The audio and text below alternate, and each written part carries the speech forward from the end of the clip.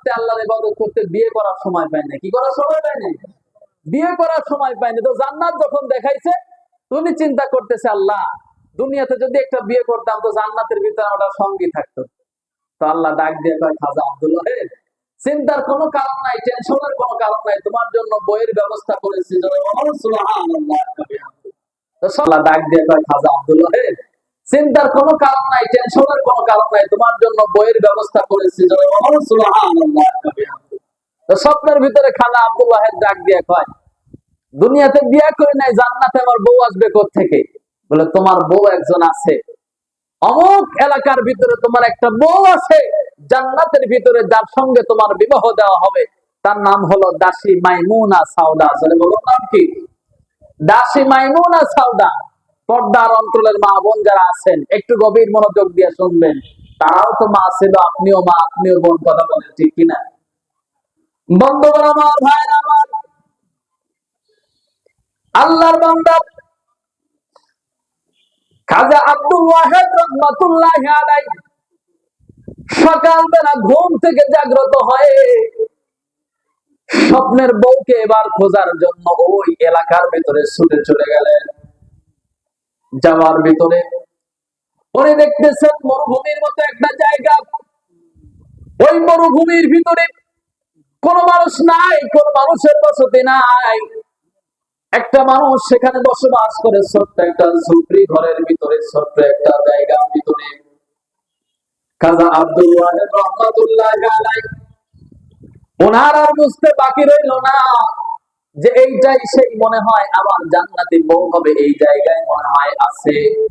যেহেতু মেয়ে মানুষ, এজন্য তিনি ঝুপড়ির ভিতরে প্রবেশ করেন নাই। উনি চিন্তা করতেছেন হয়তো তিনি নামাজের ভিতরে ব্যস্ত আছেন।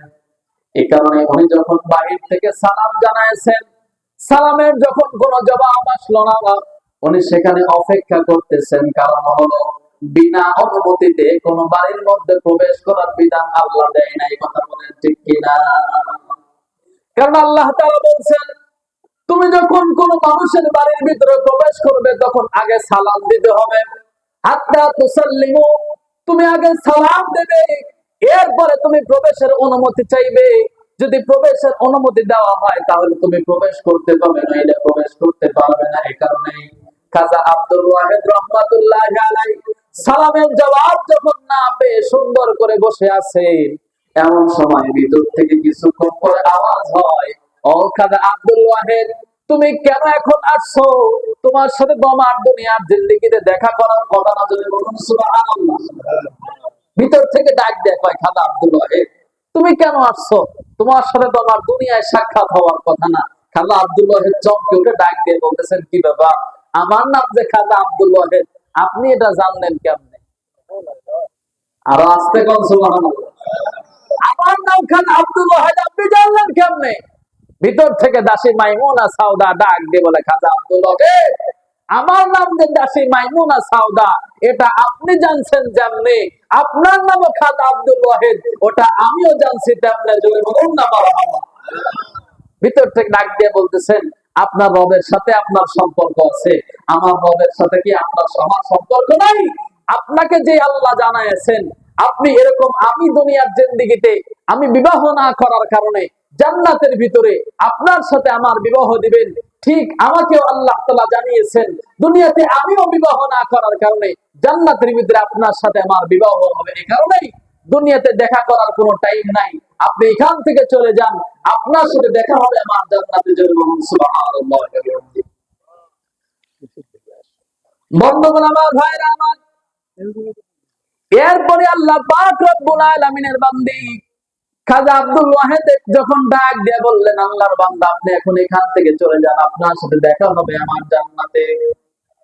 উনি যখন চলে যাবেন, এমন সময় ঝুপড়ির আশেপাশে উনি তাকায় দেখতেছেন এক জায়গায় কিছু বকরি আর কিছু বাঘ একত্রে বসবাস করতেছে। আচ্ছা বলেন তো দেখি, এখানে একটা বকরি আর বাঘকে যদি ছেড়ে দেওয়া হয়, ওই বাঘ কি বকরিকে আস্ত রাখবে? বাঘ কিন্তু বকরিকে খেয়ে ফেলবে। কিন্তু দাসী মাইমুনা সাউদার ঝুপড়ির আশেপাশে বাঘ আর বকরি গুলা একত্রে যখন ঘাস খাইতেছে, একত্রে বসবাস করতেছে, খাজা আব্দুল ওয়াহেদ দাসী মাইমুনা সাউদাকে ডাক দিয়ে বলতেছেন, ন মাইমুনা, তোমার সাথে আমার দুনিয়াতে সাক্ষাৎ করার কোনো চাহিদা নাই, তোমার সাথে আমার দুনিয়াতে দেখা করার কোনো ইচ্ছা নাই। তবে এই মুহূর্তে তোমার কাছে আমার তোমার কাছে একটা প্রশ্ন হলো, আমি দেখতেছি তোমার ঝুপড়ির কাছে বাঘ আর বকরি মিলে একত্রে ঘাস খায়, একত্রে বসবাস করে, কিন্তু বাঘের স্বভাব হলো বকরিকে খেয়ে ফেলা, বাঘের স্বভাব হলো চতুষ্পদ জন্তুগুলাকে খেয়ে ফেলা, কিন্তু তোমার বকরি আর বাঘ কেমন করে এক জায়গায় আছে?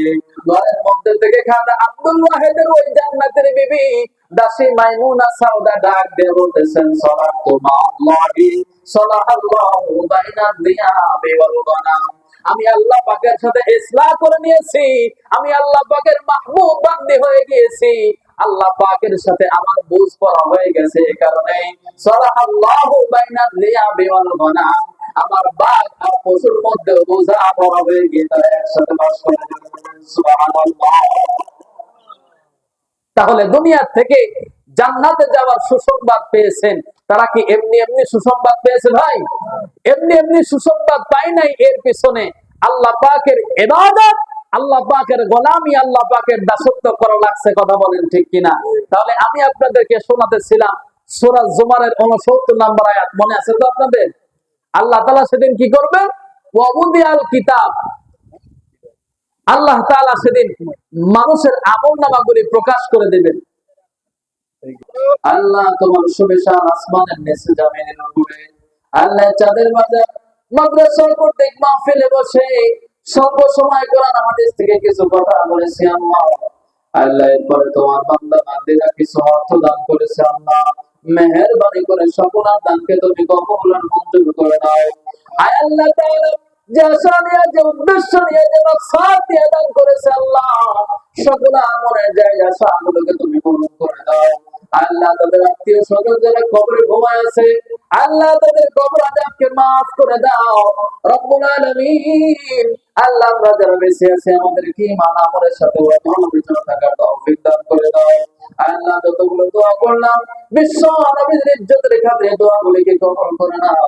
আল্লাহ পরিশেষে তোমার কাছে ফরিয়াদ, আল্লাহ মাদ্রাসাটাকে তুমি কিয়ামত পর্যন্ত কায়েম করে রেখো। আল্লাহ মাদ্রাসার যত হাজত তোমার গায়েবী খাজানা থেকে পূরণ করে দিও। আল্লাহ তাআলা মাদ্রাসার সার্বিক সহযোগিতায় যারা আছেন, আল্লাহ তাআলা তাদেরকে কিয়ামতের ময়দানে শাহিদের নিচে স্থান দিও। কালিমাতুত তাইয়্যিবা লা ইলাহা ইল্লাল্লাহু মুহাম্মাদুর রাসূলুল্লাহ সাল্লাল্লাহু আলাইহি